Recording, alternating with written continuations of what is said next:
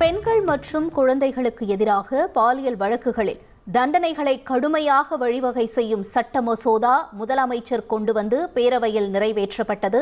அந்த மசோதாவிற்கு ஆளுநர் ஒப்புதல் வழங்கியிருக்கிறார். முக்கிய செய்தியாக பார்த்துக் கொண்டிருக்கிறோம். கூடுதல் விவரங்களை செய்தியாளர் பாஸ்கர் வழங்க கேட்கலாம். பாஸ்கர் வணக்கம். இந்த மசோதா தொடர்பானதும் தொடர்ந்து ஆளுநர் ஒப்புதல் தொடர்பான தகவல்களையும் பகிர்ந்துக்கோங்க. தமிழக சட்டப்பேரவையில் 2 மசோதாக்கள் பெண்கள் மற்றும் குழந்தைகளுக்கு எதிரான அந்த வன்புணர்ச்சி உள்ளிட்ட பல்வேறு நடவடிக்கைகள்ல கடுமையாகக்கூடிய வழிவகை செய்யக்கூடிய சட்ட மசோதாக்களின் அடிப்படையில அந்த மசோதாக்கள் தமிழக முதலமைச்சரால் கொண்டு வரப்பட்டு பேரவையில நிறைவேற்றப்பட்டது. மசோதாக்கள் நிறைவேற்றப்பட்டால் ஆளுநருடைய அனுமதிக்கு அது அனுப்பி வைக்கப்படும். அந்த வகையில அனுப்பி வைக்கப்படக்கூடிய அந்த சட்ட மசோதாக்களை ஆளுநர் அவர்கள் ஏற்றுக்கொண்டிருக்கிறார். அதன் அடிப்படையில அந்த மசோதாக்கள் குடியரசுத் தலைவருடைய ஒப்புதலுக்கு அனுப்பி வைக்கப்பட உள்ளது. உங்களுக்கு வகை வகையா சுவையா சமைக்க தெரியுமா? அப்போ கேட்டரிங் பிசினஸ் மூலமா எப்படி லட்சம் ரூபாய் சம்பாதிக்கலாம்னு ஃப்ரீடம் ஆப்பை டவுன்லோட் பண்ணி கத்துக்கோங்க.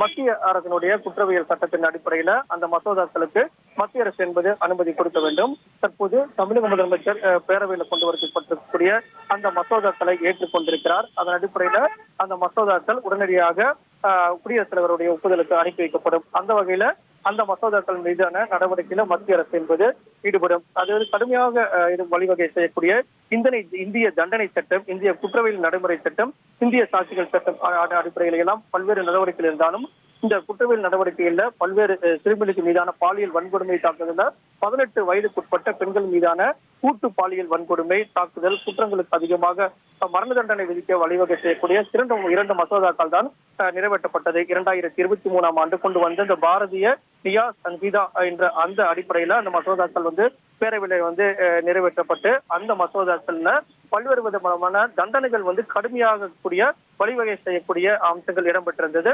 அந்த மசோதாக்கள் பெருமளவுல வரவேற்கப்பட்டது. இந்த மசோதாக்கள் நிறைவேற்றப்படும் பட்சத்துல தண்டனைகள் கடுமையாகும். இதன் காரணமாக குற்றவாளிகள் இது போன்ற பிரச்சனைகள் இது போன்ற நடவடிக்கையில் ஈடுபட மாட்டார்கள் அப்படிங்கிறதை எல்லாம் முன்வைத்தார்கள்.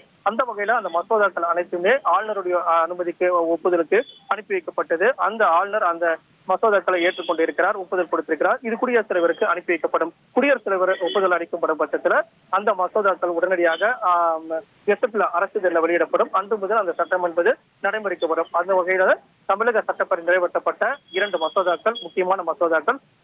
அது மட்டுமில்லாமல் காடு வளர்ப்பு மற்றும் சிறார்களுடைய சிறை உள்ளிட்ட மசோதாக்கள் 4 மசோதாக்கள் அனுப்பப்பட்டது. 2 மசோதாக்கள் ஆளுநர் ஏற்றுக்கொண்டிருக்கிறார். 2 மசோதாக்களை குடியரசுடைய ஒப்புதலுக்கு அனுப்பி வைத்துள்ளார். முழு விவரங்களுக்கு நன்றி பாஸ்கர்.